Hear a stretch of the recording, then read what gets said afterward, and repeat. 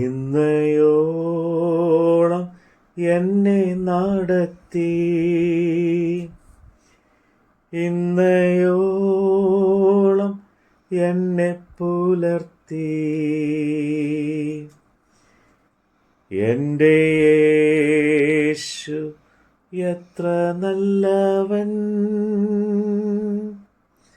അവനെന്നുമെന്നും മതി ആയവൻ. ഇന്നയോളം എന്നെ നടത്തി, ഇന്നയോളം എന്നെ പുലർത്തി. എൻ്റെ യേശു എത്ര നല്ലവൻ, അവൻ എന്നുമെന്നും മതി ആയവൻ. പ്രവൃത്തികൾ അധ്യായം 16. അവൻ ദർബയിലും ലുസ്ത്രയിലും ചെന്നു. അവിടെ വിശ്വാസമുള്ള യഹൂദ സ്ത്രീയുടെ മകനായി തീമത്യോസ് എന്നു പേരുള്ള ഒരു ശിഷ്യൻ ഉണ്ടായിരുന്നു. അവൻ്റെ അപ്പൻ യവനനായിരുന്നു. അവൻ ലുസ്ത്രയിലും ഇക്കോന്യയിലുമുള്ള സഹോദരന്മാരിൽ നല്ല സാക്ഷ്യം കൊണ്ടവൻ ആയിരുന്നു. അവൻ തന്നോടുകൂടെ പോരണമെന്ന് പൗലോസ് ഇച്ഛിച്ചു. അവൻ്റെ അപ്പൻ യവനൻ എന്ന് അവിടെയുള്ള യഹൂദന്മാർ എല്ലാവരും അറിഞ്ഞിരുന്നതിനാൽ അവരെ വിചാരിച്ച് അവനെ പരിച്ഛേദന കഴിപ്പിച്ചു. അവർ പട്ടണം തോറും ചെന്ന് യെരുശലേമിലെ അപ്പോസ്തലന്മാരും മൂപ്പന്മാരും വിധിച്ച് നിർണയങ്ങൾ പ്രമാണിക്കേണ്ടതിന് അവർക്ക് ഏൽപ്പിച്ചു കൊടുത്തു. അങ്ങനെ സഭകൾ വിശ്വാസത്തിൽ ഉറക്കുകയും എണ്ണത്തിൽ ദിവസേന പെരുകുകയും ചെയ്തു. അവർ ആസിയിൽ വചനം പ്രസംഗിക്കരുത് എന്ന് പരിശുദ്ധാത്മാവ് വിലക്കുകയാൽ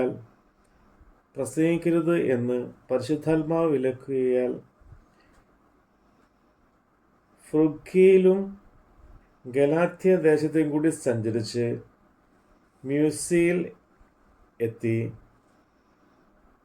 ബിഥുനിയിലേക്ക് പോകുവാൻ ശ്രമിച്ചു. യേശുവിൻ്റെ ആത്മാവ് അവരെ സമ്മതിച്ചില്ല. അവർ മൂസിയ കടന്ന് ത്രോവോസിൽ എത്തി. അവിടെ വെച്ച് പൗലോസ് രാത്രിയിൽ മക്കോദോന്യക്കാരായൊരു പുരുഷൻ അവർ അരികെ നിന്ന്, നീ മക്കോദോനിലേക്ക് കടന്നു വന്നു ഞങ്ങളെ സഹായിക്ക എന്ന് തന്നോട് അപേക്ഷിക്കുന്നതായി ഒരു ദർശനം കണ്ടു. ഈ ദർശനം കണ്ടിട്ട് അവരോട് സുവിശേഷം അറിയിപ്പാൻ ദൈവം ഞങ്ങളെ വിളിച്ചിരിക്കുന്നു എന്ന് നിശ്ചയിച്ച് ഞങ്ങൾ ഉടനെ മക്കോദോനിയയിലേക്ക് പുറപ്പെടുവാൻ ശ്രമിച്ചു. അങ്ങനെ ഞങ്ങൾ ത്രോവോസിൽ നിന്ന് കപ്പൽ നീങ്ങി നേരെ സമോത്രോ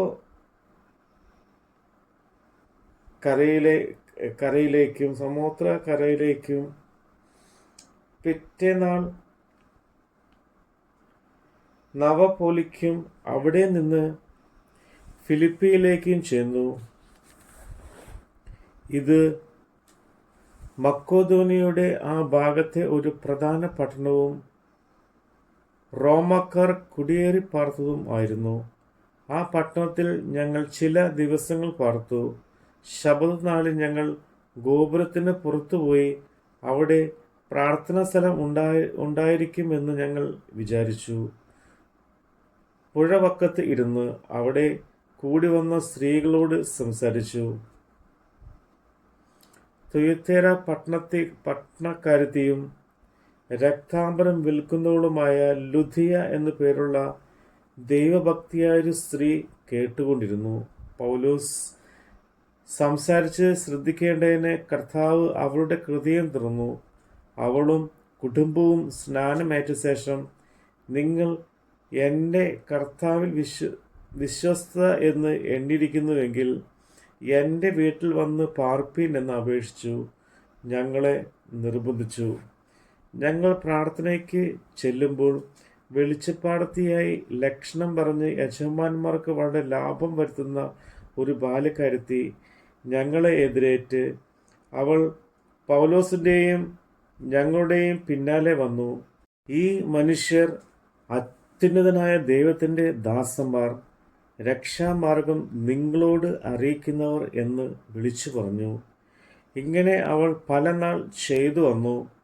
പൗലോസ് മുഷിഞ്ഞ് തിരിഞ്ഞു നോക്കി അവളുള്ള ഭൂതത്തോട്, അവളെ വിട്ടുപോകുവാൻ ഞാൻ യേശുക്രിസ്തുവിൻ്റെ നാമത്തിൽ നിന്നോട് കൽപ്പിക്കുന്നു എന്ന് പറഞ്ഞു.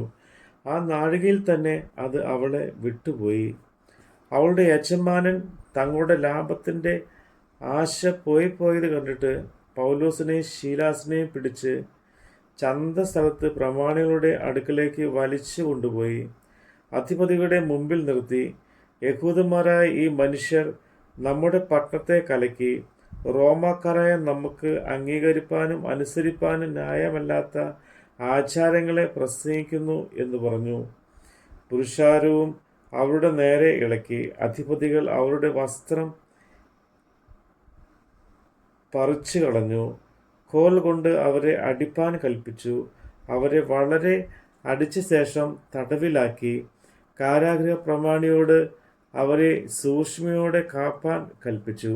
അവൻ ഇങ്ങനെയുള്ള കൽപ്പന കിട്ടുകയാൽ അവരെ അകത്ത് തടവിൽ ആക്കി അവരുടെ കാൽ ആമത്തിൽ ഇട്ടു പൂട്ടി.